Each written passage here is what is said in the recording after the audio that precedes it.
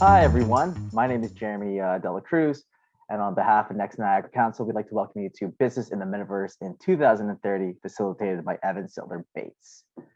Evan is a co-founder of XpertVR, a company on a mission of helping 1 million people learn from doing.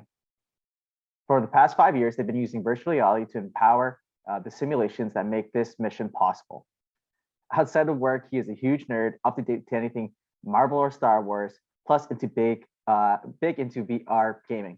I heard he also won Population One Community Cup last summer. And he can't get enough of that NFT crypto community. So with that all being said, I'll pass it over to you, Evan, and enjoy the presentation, everybody. Awesome. Thanks, Jeremy. Yeah, really excited to be here giving this presentation. I'll share my screen so you can see. Perfect. Yeah, really excited to give this presentation, hoping that there will be lots of time for questions. But I've been playing around with this presentation a lot over the past week or two. So hopefully as I run through it, there's time for questions at the end, and I'll make sure to kind of rush through the last part if we're running low on time. But yeah, welcome to the Business in the Metaverse in 2030 by myself, Evan Sitler. There's three main takeaways that I hope everyone gets from this presentation. Number one, what is the metaverse? Number two, what will the metaverse impact by 2030? And how can you get involved? Before we get into that, Jeremy had a great introduction there. Thank you again. But to go over it a little bit more, I am the CEO of XpertVR. I'm a Brock University a business graduate, currently at the Ryerson DMZ, or the University of Toronto Metropolitan DMZ Accelerator member. Also the director of the Immersive Learning Research Network Canadian chapter. So it's a network of institutions across Canada that get together to talk about immersive technology. And yeah, been into blockchain since 2017 and won the Population One Community Cup last summer, basically the fortnight of virtual reality. So really proud of that one and our team there. Like Jeremy mentioned, we're on a mission of helping 1 million people learn from doing or through actions and not statements. And yeah, you can see here we work a lot with colleges and universities across Canada, but we've also worked with some big brands like Red Bull, worked with the RCMP, and so doing a lot inside of the virtual reality space, all related to training and learning. So let's jump into that first takeaway. What is the metaverse? So there's a lot of technologies involved with the metaverse. So I wanted to go through a couple terms that might come up or that you might have heard. First of all, VR, AR, MR, and XR. So starting on the left there, virtual reality is when you're completely immersed inside of the virtual world. So you put on a VR headset and all you can see is the virtual world, and everything you interact with, everything you do is completely virtual.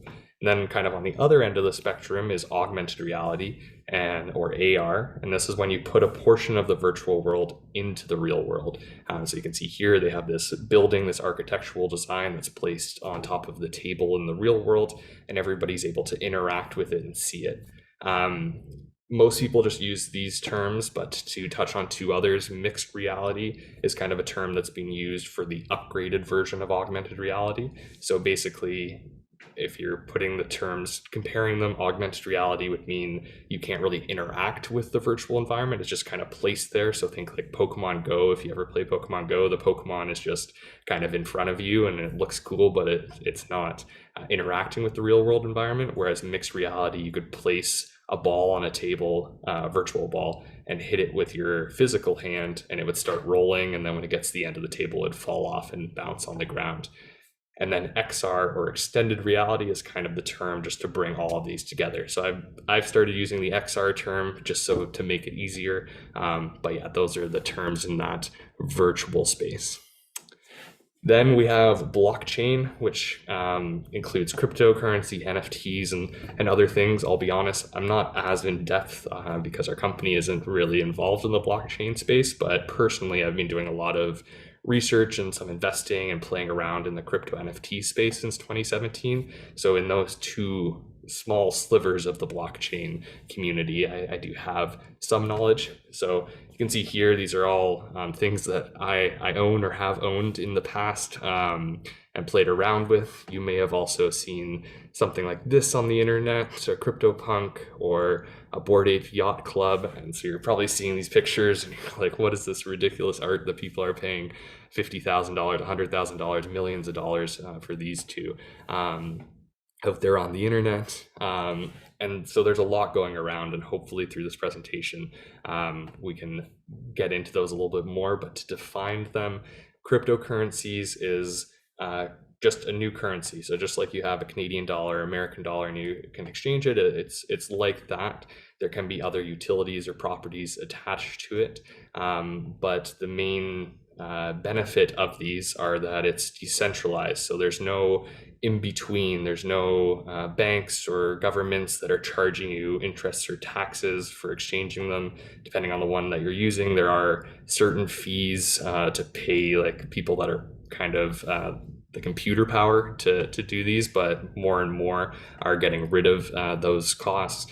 And then on the NFT side of things, where I'm more interested, at least at the moment, does start with this art. So like the art you can see here, or the CryptoPunk or Bored Ape Yacht Club that I just shared there. But the really interesting piece of it isn't really the art. It can be, but it's what's behind the art. So with an NFT, you can set up a smart contract on the blockchain. So basically, just like a contract that you get a lawyer to write up, kind of, it's something that is a smart contract. So you write up that contract, and then without anybody doing anything afterwards, other than the actions stated within the smart contract. So I sell this to you, then that smart contract has the code behind it to execute on what it says it will do. So if I say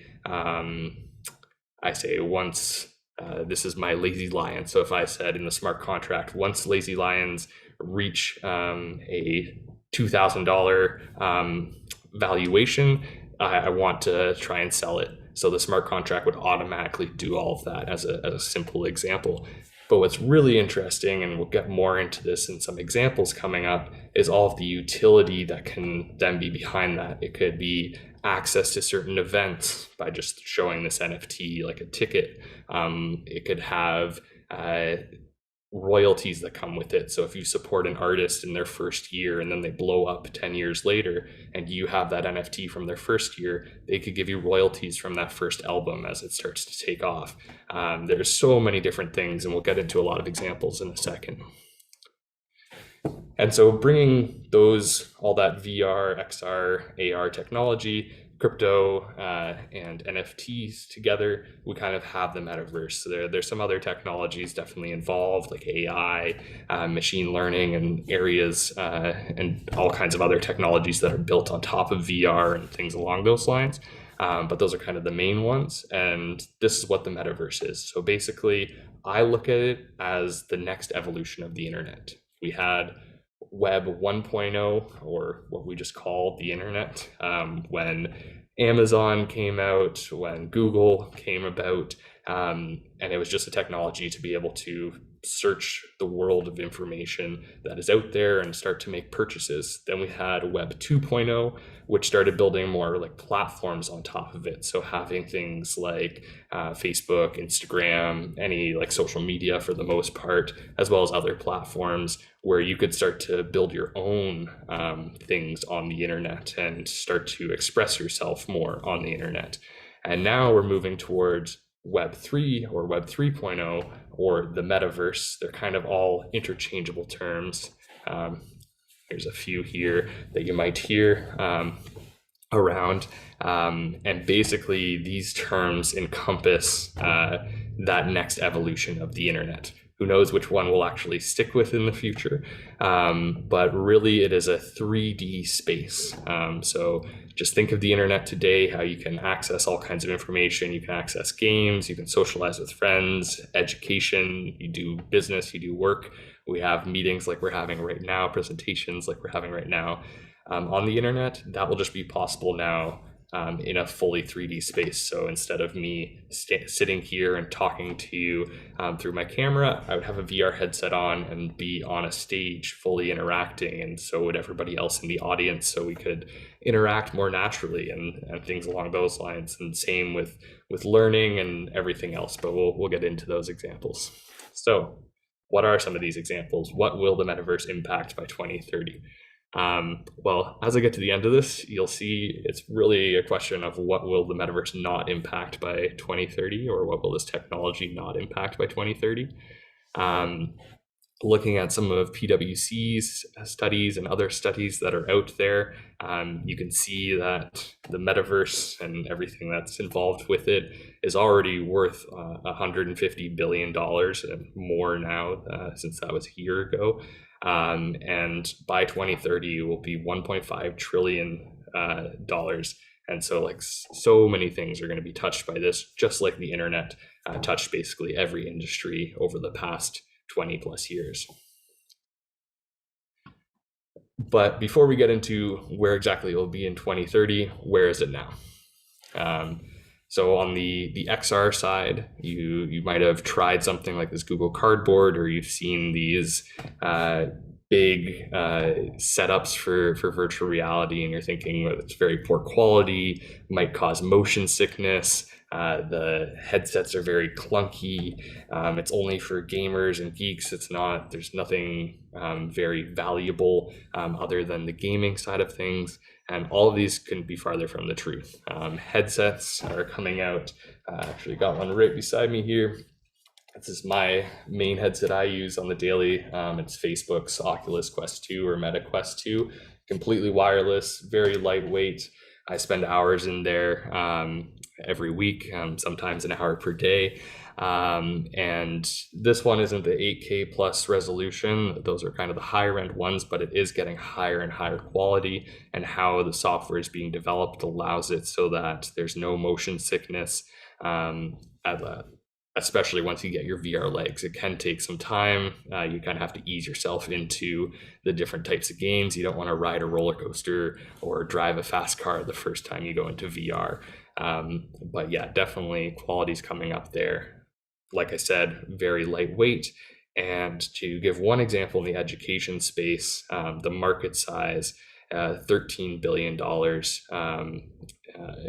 by 2026 is what the estimated is. And we're in the education space with VR, and it's growing rapidly. But as well, looking at the business side of things, well, business and education, you can just see some results here. PwC did this really interesting study comparing virtual reality to traditional classroom learning to e-learning, kind of video type learning like we're doing right now. And they found that students were 275% more confident after the VR training than compared to the traditional training, as well as being 4 times faster to train. There's also a lot of other amazing stats about being 3.75 times more emotionally connected to the content, which is obviously very important when you're learning soft skills. It was also people had 400% more retention rate a year after learning these skills. So just so many benefits in the education training space for business.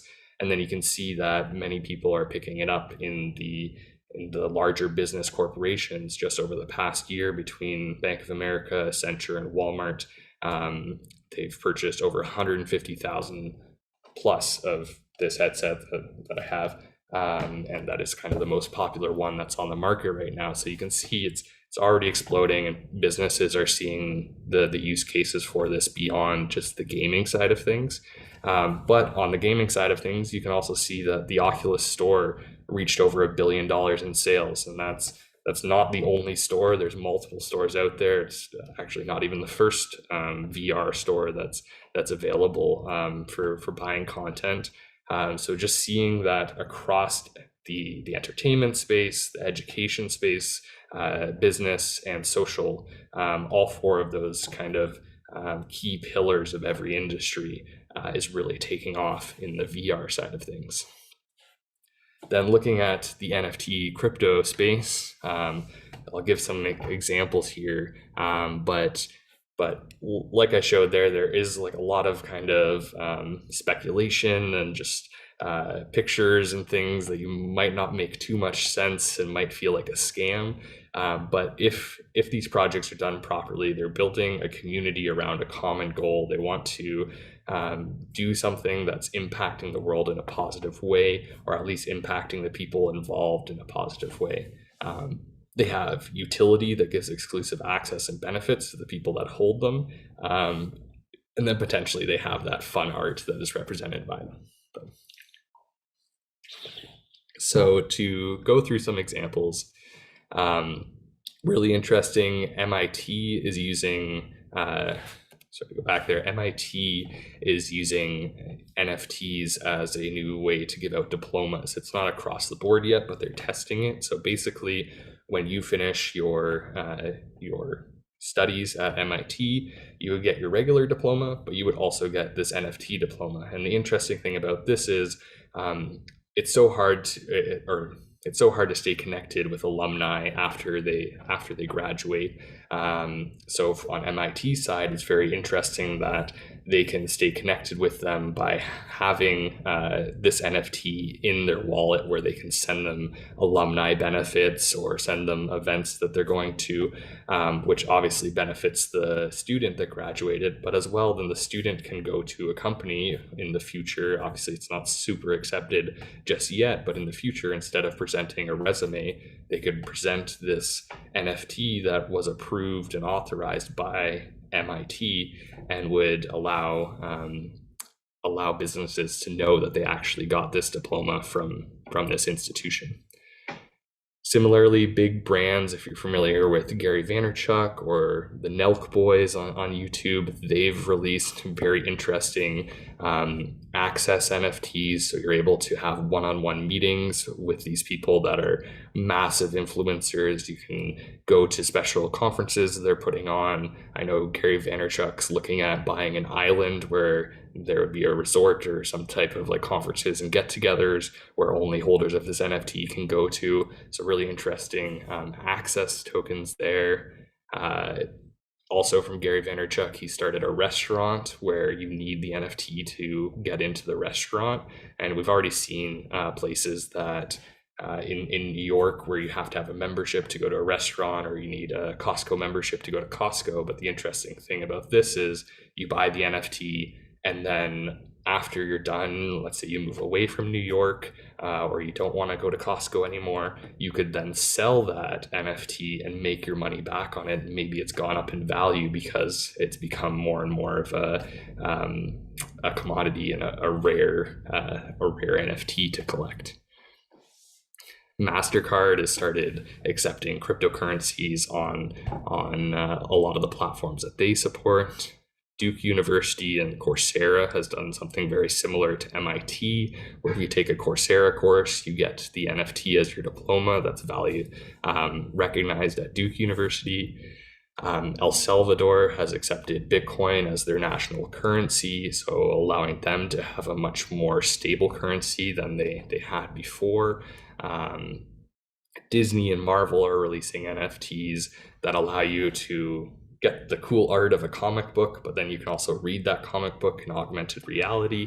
And you can only do that if you have the NFT, as well as, I'm sure in the future, I bought a Spider-Man NFT, possibly in the metaverse where I can enter in full 3D. That Spider-Man NFT would allow me to actually play as Spider-Man or something along those lines. Chicken Derby is just kind of a fun game where you buy chickens and you can breed those chickens and race them for money, and then you can sell just like you would sell a stallion horse race. Stoner Cats is by Mila Kunis, so basically they sold NFTs to raise money to create their Stoner Cats TV show, and then you actually get some of the revenue and profits back from the TV show that they're trying to sell to Netflix or to some streaming website. Budweiser, another example supporting artists through NFTs. Ready Player Me is creating this avatar system for the metaverse that supports NFTs. And even the Ontario Public School Board, there's a couple of classes that are using cryptocurrencies to reward students for learning about financial literacy. So I know a friend of mine who works in the Ontario Public School Board that introduced this in their classroom, and basically for good behavior and good grades and things along those lines throughout the class, you get these cryptocurrencies, and it's all controlled by the school, so it's not like kids are getting into the full crypto space, but they get this cryptocurrency, and then once 50% of the treasuries cryptocurrency is being given out, they then have an auction day where students can use those cryptocurrencies to get free time to play board games or to read, or they can get a pizza party or snacks or all kinds of different things. So just really interesting here seeing the breadth of different implementations of NFTs and crypto in basically every industry. So 2030, where are we heading with all of this? Basically, I didn't put much here. I forgot I didn't have a next slide. I didn't put much here because, as you can see from these examples and looking at the VR examples that I gave, it's touching every industry, and it's already doing that today. So I don't have a huge prediction for 2030. I know that's the title of the presentation, but really it's touching every industry today, and in a very positive way. It's better for businesses, obviously. It's better for consumers. It keeps things more private and secure, while also, as it's evolving, taking away any bad actors that are inside of the environment. So it's just good overall, and already having this major impact. And we're kind of at the 1998 point in where the internet was, and so thinking in the next 8 years how it's going to evolve and just get so much easier to adopt, so many new technologies and things coming out that we haven't even thought of happening. So it's really, you want to get involved today so you start learning about it, and as well just so that in 8 years or 20 years or whatever it is, you can talk back and be like, remember when X, Y, or Z was the case, and this is how we had to operate. Just like everybody today is like, remember when dial-up internet was a thing and we had to use dial-up internet all the time. So just, yeah, you want to get involved today because it is what's coming. So how can you get involved? First, I put together kind of this scale of most difficult way to least difficult way to get involved as a contributor. And so there's definitely ways that if you're a business owner, you can get involved. And I have some examples of that, as well as just talked about a bunch of NFT crypto examples that might spark some ideas.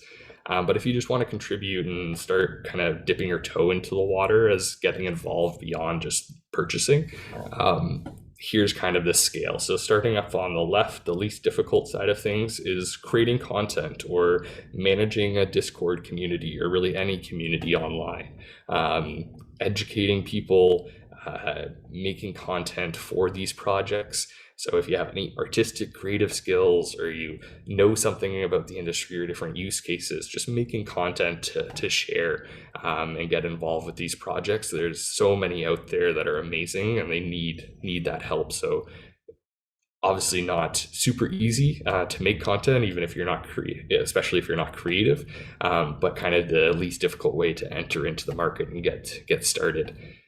Then from there, you kind of take a step up, and kind of in the middle here, we have Blender and Substance on the creative side. So these are 3D modeling and texturing softwares that our company uses at XpertVR to create all of our 3D models.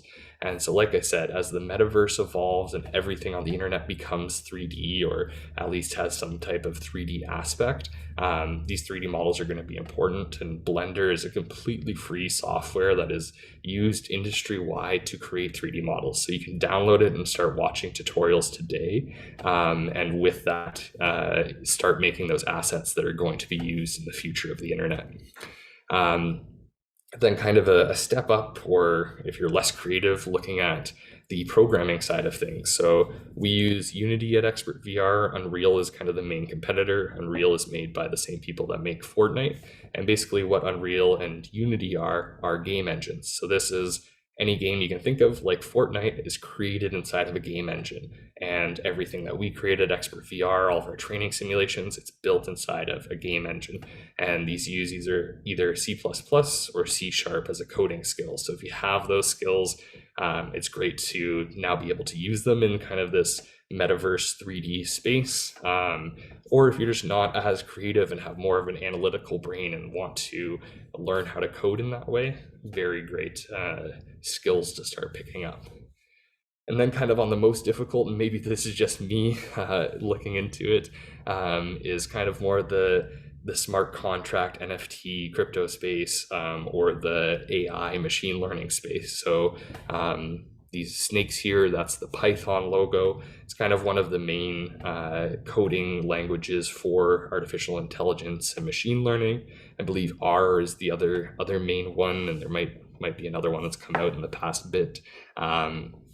But yeah, learning some of those skills from what I've done in Python. I haven't done much, but from what I've done and from what I've heard, it is pretty easy to get into. But then starting to think about machine learning and AI and wrapping your head around those large concepts, I think can get more difficult. And then we have Solidity, I believe, and Ethereum. So Solidity is what is used to program those smart contracts that I was talking about, of how the full blockchain space works. I, to be honest, don't know how complicated that is because I haven't tried myself. But from what I've heard, it is a very specialized skill that is going to be needed across every project on the blockchain and everything on the internet soon enough. So learning that programming language and how to work with Ethereum or other cryptocurrencies that allow smart contracts is a great way to start contributing as well if you're up for that challenge. And to the last couple examples I'll give here is, if you're a business owner and you want to go beyond the contributing side of things and you actually want to start using these technologies. I don't really get into the NFT crypto space here because I think I just gave a bunch of examples on that example page that might spark some ideas. But to talk about the VR space, there's kind of three main use cases. So one for education and training, two for product demonstrations, and three for collaboration and design. So education and training. First, there are these no code or zero code editors. This one is VTS by Serious Factory. And by the way, if I'm throwing a lot of different terms and companies, brands, and solutions out. So if you have any questions, please put them in the comments, or feel free to message me on LinkedIn afterwards, and I can send you links to all these. But VTS by Serious Factory allows you to create soft skill training simulations. So being able to have conversations with avatars. And we've used this with Conestoga College, Humber College, and know a lot of other people that are using it as well. And basically it's a very easy way to jump into VR and create these soft skill training experiences so that you can train salespeople, or you could train an HR person or a customer service person on how to respond to different requests that might come up in the workplace. On the augmented reality side, these are the Microsoft HoloLens 2. So basically a pair of bulky glasses that you put on. They can, I think they're $2,500 or so, or maybe $3,500. I'm trying to remember the exact number, but they're up there. But basically, if you have a factory or manufacturing facility where there's specialized jobs where usually you're flying in or having somebody on call that's a specialist, that you're paying a lot of money for this person to come in, you could have these glasses. There's glasses available so that when your employees run into a problem, they throw them on and they can just call up this person. Then they have the video call with the person showing up right beside them. The person in the video can see what they're seeing, and then they can draw on the screen. So this arrow you can see they drew on there, so they can walk somebody through the problem without having to be there. And there's actually been surgeries that have been done using systems similar to this, and there's just a lot of interesting applications for how you can use this augmented reality on the, I guess, less of the training side and more on the job education or maintenance side of things. And then lastly, on the training, looks like we're running low on time. I want to have time for questions, but here you can just see forensic investigation simulation that we built, so that you can kind of see what this 3D space looks like, and how you interact. So you're using your actual hands in the VR headset. Right now, this video is showing it hooked up to the computer, but like I said, lots of the simulations aren't hooked up to the computer. And yeah, you have all the tools that you would use in the real world to interact. So obviously, this is a detective going in. They have their camera, they have their dusting tools and all the different types of dust for fingerprints or other things that they're dusting for.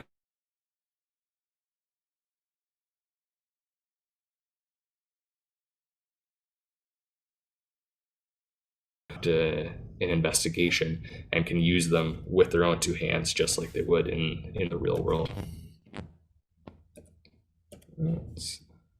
All right, and then the second business use case is product demonstrations. So Dyson has a great example that you can check out, where they have some of their most popular equipment, or hair dryers and hair straighteners that are out there, and they have different types of hair, as you can see here, and you can test them all out with the different nozzles that you can put on. And so this is cool in a consumer side of things, but especially if you're in a area where you're selling B2B and you're going to conferences and you have very large equipment, being able just to have this headset with you and you just carry that around, and inside the headset, customers can at least view your product, if not actually interact with it in a real world kind of environment or scenario. Just adds so much benefit on the product demonstration side of things. Another example here, Volvo has their car inside of virtual reality so that you can see it. And this is actually what the virtual car looks like with these very high-end Vario headsets. So being able to have a meeting in VR where you're able to give the product demonstration, so you can actually walk somebody through with your salesperson, is possible with technology, multiplayer technology like that. And then on the other side of the spectrum, looking at augmented reality, you can see here IKEA has built an amazing app where you can place products inside of your physical world. So here somebody's looking at buying a coffee table, they can see exactly what that coffee table will look like inside of their real world through this. And Shopify actually has released some really cool technology so that you can do that for very low cost through your Shopify store. And then lastly, collaboration and design. So you can see here, this is a really cool company out of Ontario, Pure Realism, that 3D scans environments. So this is a huge factory that they 3D scanned.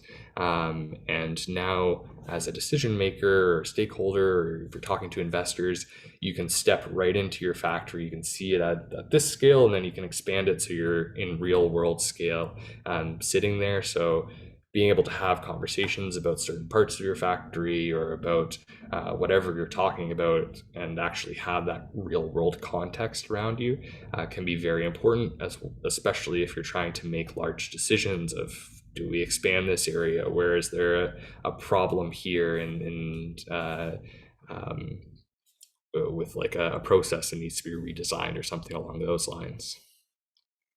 And here's just like a closer up of the detail that Pure Realism creates. So just really cool how detailed this is being 3D scanned.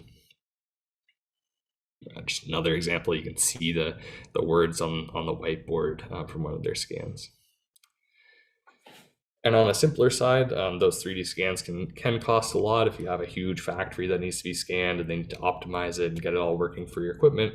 But a really cool app that we like to play around with is called Spatial. There's all kinds of different ones out there. We use one called Rec Room on a weekly basis for our team meetings, where we get together and have a meeting like this, and then we go play paintball afterwards. But it's kind of a gaming one, so Spatial is definitely more professional. But you can see here, everybody has their 3D avatar while they're in virtual reality. And if you don't have a VR headset, you can join through video. And then this, I believe, was REI, and they're designing a new backpack design. So REI came in here and they had different backpacks, and they were able to bring up their vision board of who inspires them to make these backpacks, all of their sketches, 3D models of what the backpack design is looking like so far and the different versions. And then they could all talk about it, put sticky notes on, draw on it in a 3D space. So amazing to have that type of collaboration, especially if your team's around the world or going through a global pandemic when you can't get together or anything along those lines. So wrapped up, I think, with 10 or so minutes here to spare. Like I said, really happy to connect with anybody on LinkedIn to send any of these links, answer any questions, as well as there's my email, XpertVR's website, if you want to check out some of our work, or feel free to phone me up as well.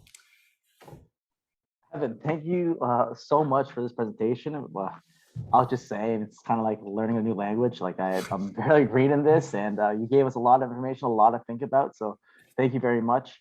Unfortunately, we don't have any time for questions today, but we are going to be sending the recordings next week. So if anyone wants to go over it again or send your questions, I know you just put up your LinkedIn. You guys find Evan on there as well. You guys can reach out to him. Any other way to reach out to Evan, to you, Evan? Yeah, LinkedIn's probably best, but evan@expertvr.com is also my email. As well, you can find me really on any social media, Twitter or Instagram or anywhere. So yeah. Perfect. Again, thank you very much for your time today. We really do appreciate it. And for our attendees, you can head over to the breakout room to get your Zoom link for the next session, which will be starting in the next couple minutes. So Evan, thank you again. I'll see you soon. Everybody else, we'll see you in a few minutes. Awesome. Thanks, Jeremy. Thanks, bye, everybody.